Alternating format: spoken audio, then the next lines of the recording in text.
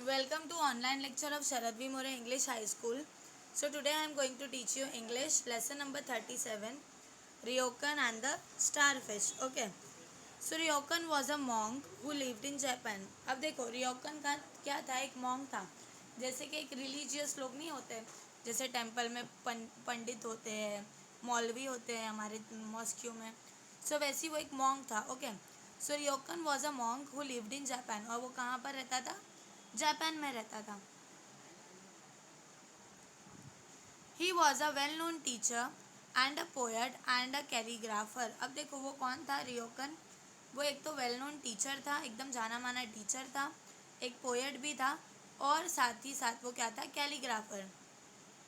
जो देखो बहुत अलग डिफरेंट स्टाइल में आर्ट, मतलब एकदम आर्ट स्टाइल में एकदम फाइन हैंड राइटिंग जो बनाते हैं ना, उसे कहते हैं कैलीग्राफर. ओके. सो वो जो रियोकन था, वो जो रियोकन था वो क्या था, एक वेल नोन टीचर, पोएट और एक कैलीग्राफर था.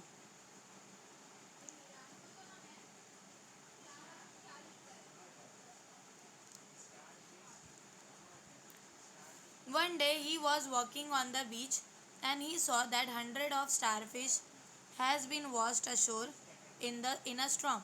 अब देखो एक दिन जब वो बीच पर था तो उसने देखा कि 100 से भी ऊपर जो स्टार फिश है, देखो यहाँ जो दी हुई है ना, ये सब स्टार फिशेज है.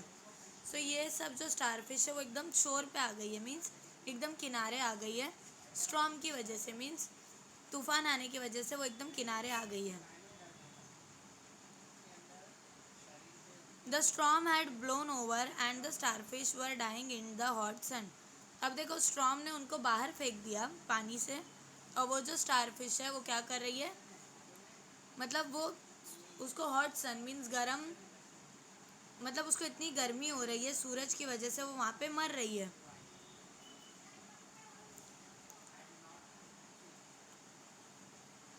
Now Ryokan began to pick up the starfish one by one.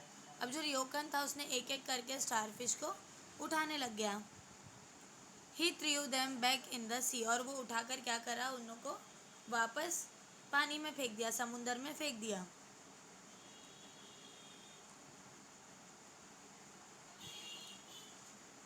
What's the use said his disciple who was watching Ryokan. अब देखो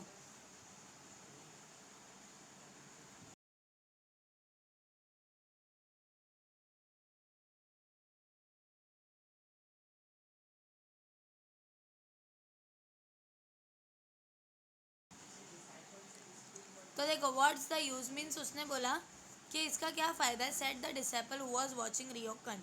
तो डिसिपल मीन्स स्टूडेंट. तो वो स्टूडेंट ने क्या करा, वो अपने टीचर को रियोकन को पूछने लगा कि इसका क्या फ़ायदा है. There are 100 of fish dying. यहाँ पे तो 100 से भी ज़्यादा मच्छियाँ मर रही है. Throwing back a few of them will not make any difference. उनमें से किसी कुछ कुछ मतलब कुछ को फेंकना वापस समंदर में कोई डिफरेंस की बात नहीं है.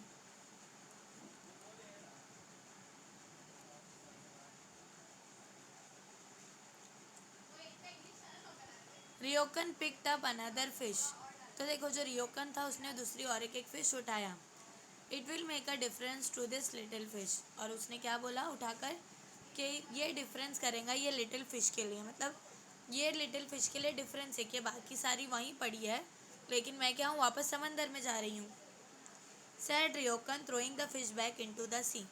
मतलब क्या बोला उसने रियोकन ने कि ये फ़िश के लिए वो डिफरेंस रहेगा कि उसके लिए मैं कुछ अलग कर रहा हूँ, ऐसा बोलकर उसने वापस से वो मच्छी को समंदर में फेंक दिया.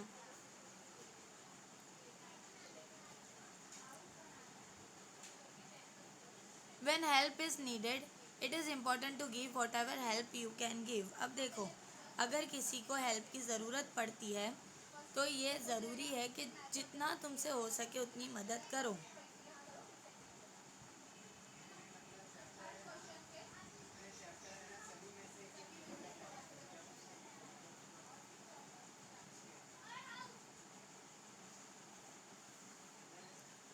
Now answer the following question.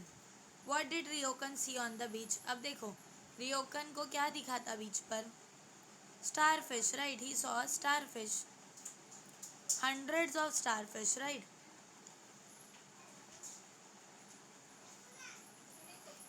What did he do?